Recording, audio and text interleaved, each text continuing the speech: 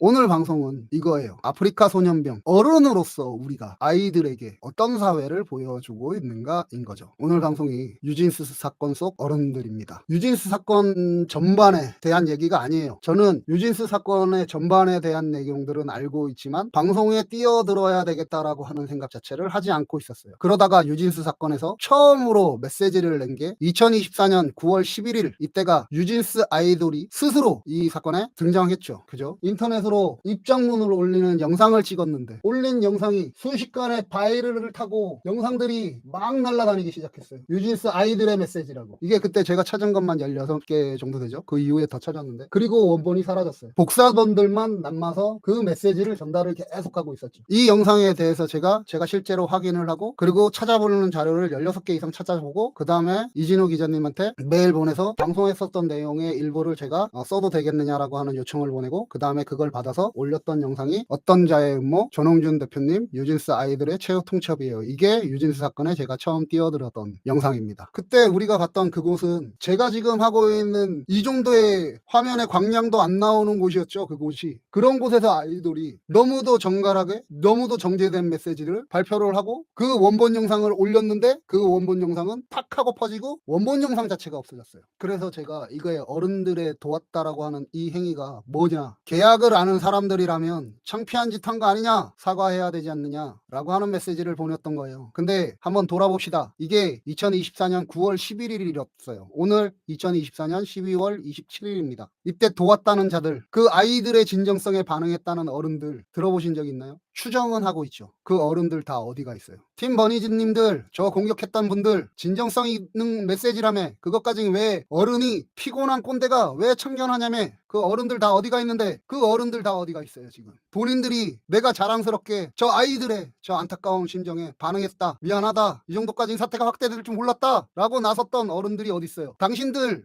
2024년 9월 11일 이후에 그 떳떳한 짓을 해놓고 아이들은 전면에 내세워놓고 아직까지도 자랑스럽게 얘기할 수 있는 사안이 안 되나요? 왜 못 나오는데? 팬들, 진정성 있는 아이들을 도왔다는 그 어른들, 그 이후부터 유진스는 이미지가 소비되기 시작해서 오늘까지 오는 거 아니에요? 그 자들부터 잡아다가 나한테 공격하듯이 공격을 했어야 되는 거 아니야? 유진스의 아이들은 그러고 자신들의 진정성 있는 메시지를 던지고, 어른들은 이 사이에서 싹 숨어져 있는 상태로 지금까지 온 거죠. 그 메시지를 받아다가 팬이라고 하는 사람들 뭘 하신 거예요? 아이돌을 국회 환노위에 보냈어요. 2024년 10월 15일 국회 환노위에 아이돌 멤버의 출석, 잘 생각해봐요. 거듭 진짜로 한번 잘 생각을 해봐요. 그래서 하이브가 악의 축인 걸 확인을 했나? 하이브가 악의 축인 건 뭘로 확인시켰어? 결국 하이브 내부 문건 아니야? 그만큼 준비돼갖고 그만큼 나왔으면 실제로 유진스의 멤버들이 국회에 출석할 이유가 뭐가 있어요? 딱 하나잖아. 얼굴, 이미지 소비. 그거 하나 때문에 국회 출석시킨 거 아닌가? 그만큼 하이브의 내부 문건을 가지고 그 이후에 얼마나 흔들었어. 유진스의 그 친구가 국회 환노위 나와갖고 왕따의 문제를 얘기하는 것보다 결국은 하이브의 내부 문건이 더 크게 흔들었잖아. 그랬으면 그 상황이 어떤 상황인 거, 나 같은 사람들이 왜 얘기를 했는지, 그 국회 환노위 결국 뭘 만들었어요? 대한민국에 이 사이에 있었던 국회의원님들 A와 B가 주장으로 대립되는 사안에서 국회에서 실제하는 노동자, 그리고 추후에 나왔죠. 노동부에서 신분을 확인을 해줬잖아. 노동자가 아니다라고. 이 친구의 얘기를 받아서 뭘 했는데, 나는 들었다 하지 않았다가 부딪히는 사안에서 국회의원님들, 당신들 뭘 한 거예요? 예쁜 애들 봐라, 저 능력 있는 애들 봐라, 쟤네들은 어디 가서도 우리나라를 내세우는 아티스트니까 이 얘기가 맞다, 이 사람 조정해라. 이게 뭐야? 이게 지금 이 사람한테는 압박이에요. 압박, 국가의 압박, 회사를 압박을 해서 결국은 이거를 하라고 시킨 거잖아. 대한민국에 국회에 가 있는 어른들이 어떤 모습을 보였냐는 거예요. 이 친구도 20대야. 이 친구 극도의 불안으로 회사까지 그만뒀다네. 대한민국 국회가 한 사람의 인권을 얼마나 개박살을 내놨어. 지금 나한테도 저렇게 공격했던 친구들이 이 친구한테 공격 안 들어갈까? 대한민국의 국회의원님들, 2024년 10월 15일 당신들의 한 행위가 대한민국 국민인 노동자를 상대로 해서 회사에다가 저 사람 조사시켜라, 이걸 한 거라고. 국가폭력 아닌가 그게? 그 아이돌이 거짓말을 했다, 거짓말을 하지 않았다의 문제가 아니라고. 한쪽에서 하는 얘기는 거짓말이라고 인정을 받게 만드는 거라고. 이 친구가 거짓말을 한 건지 안 한 건지 확인할 수 없는 상황에서 그걸 전 국민이 보는 TV 앞에서 당신들이 만든 거예요. 내가 왜 아프리카 소년병에 대해서 얘기를 하고 있을까? 거기에다가 특혜를 준 거잖아. 특혜. 그 자체가 특혜가 아니라고. 누가 얘기를 할 수 있겠어? 주장이 무엇을 말하는가? 그걸 생각하는 게 어른 아닌가? 대한민국을 이끌어가는 국회의원님들이 10월 15일 날 보였던 추태, 내가 오직했으면 평생 파란당을 찍었던 파란피로서 내 파란피가 쪽팔리다라고 하는 느낌을 받았겠어. 그걸 나만 받았나? 얼마나 많은 사람들이 그걸 똑같이 받았는데. 그리고 사과도 한마디 없네요. 그리고 사과 한마디가 없어요.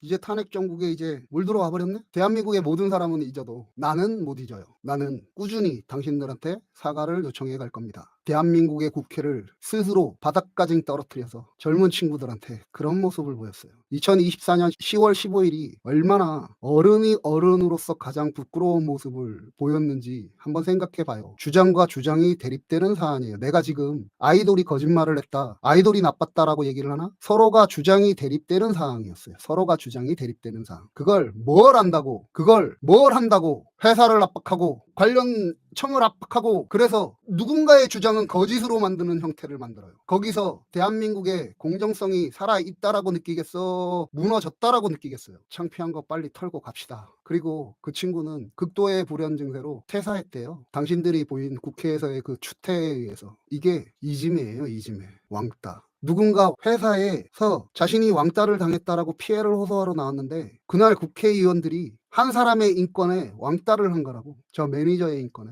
이걸 TV에서 고스란히 봤어. 20대가 30대가. 그 무게감을 못 느끼면 이 탄핵 정부 끝나고 나면 존속이 되는 당이 되겠어요. 그러니 평생 파란당을 찍었다는 나 같은 사람도 거기에 사과를 요청하는 거예요.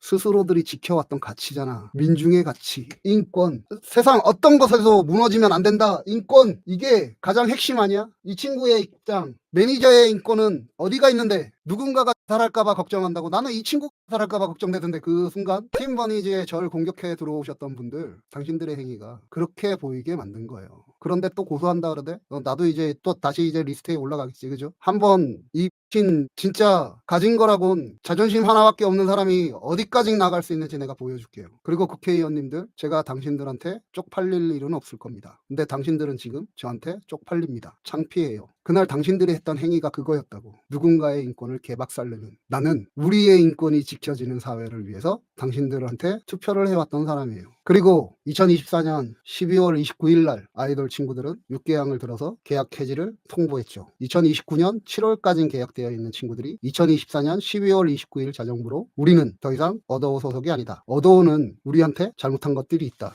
이걸 가지고 아이들이 희생을 했다 하대요. 희생. 방점이 여기 있어. 희생. 계약 해지를 통보했는데 이 행위가 희생이래요. 계약 해지를 통보하는 게 아니라 법원에다가 계약 해지 청구를 해야 되는 게 맞지 않냐. 그랬으면 이게 최소한 몇 개월에서 몇 년은 가는 일이 되기 때문에 여기에 실제 하는 희생, 잘못된 것들에 대해서 자신들이 무언가 책임을 지면서 이 잘못된 것들을, 계약의 잘못된 것들을 증명하는 행위가 되겠죠. 근데 해지를 통보를 했는데 법원에 판결을 묻지 않는데 여기서 무엇이 생길까요? 일방적. 그렇지 않나? 여기서 생기는 게 일방성이죠.